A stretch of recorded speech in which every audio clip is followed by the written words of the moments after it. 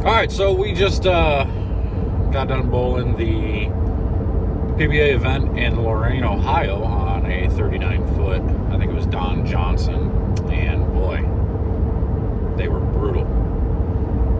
But the title of this video is I don't understand how people ever give up. Like, I don't get it. There is so many opportunities today for me to just quit and give up and just not even continue trying. But I look at it in a couple of ways.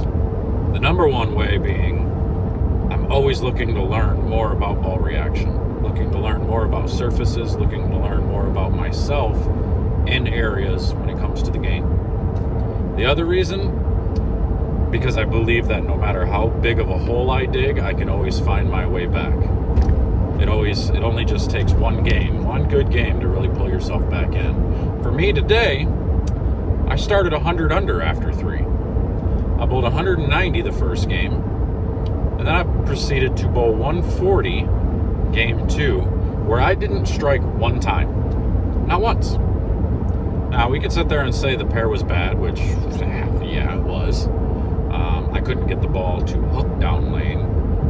I couldn't get the ball, and if I got it to hook earlier, it hooked too early and went through the face. If I opened it up, it never hooked. I left 2 washouts where I shot the washout and sent the head pin around the 10 pin. So, yeah, I mean, it just was not a fun game. Bowled 140, and at that point, I'm then 69 under. And then I bowled 170 to get to 100 under. What do? Well, you put your big boy pants on, you pull them up, you tighten your belt, you tie your shoelaces, and you get to work.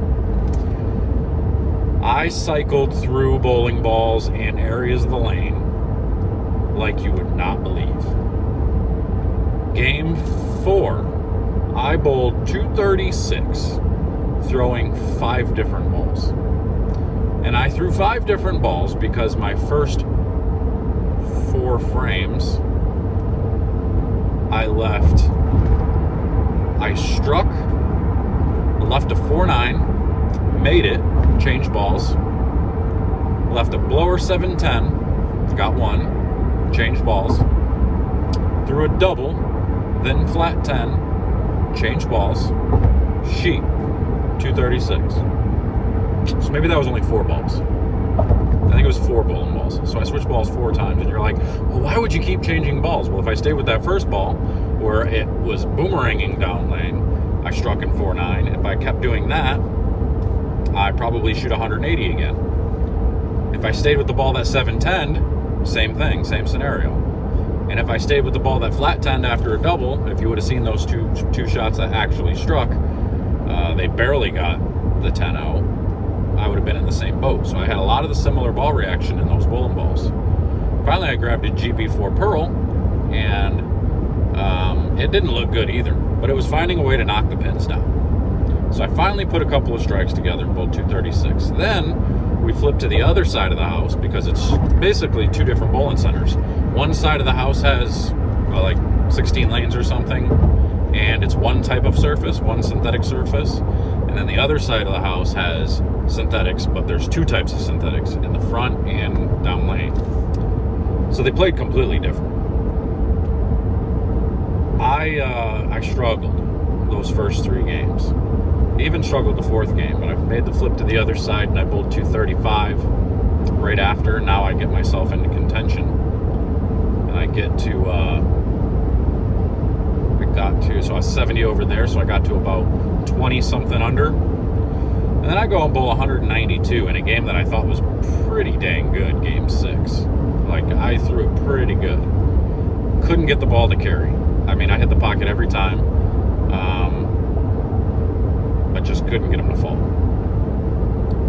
The very next game was even worse, although I bowled 205. I bowled 205 with 5 different bowling balls again, because I went strike, swish 7, stone 9, flat 10, all in a row, flat 10 again, finally struck, and then I left a bucket. So my one bad shot leaves a bucket. That's not good. If your bad shot's getting 6 and your good shots are getting 9, your ball reaction is Poo-poo caca. Not good. We don't want that. Change balls again after 3 or 4 ball changes already. And finally find a way to strike in the 9th, in the first one in the 10th, and then I go up and wrap a 10 pin. Could have shot 2T, got me to about right around even, 10 under or so. Shoot 2-0. And now I'm going into the last game with 27 under. Cash number at this point was 16 under.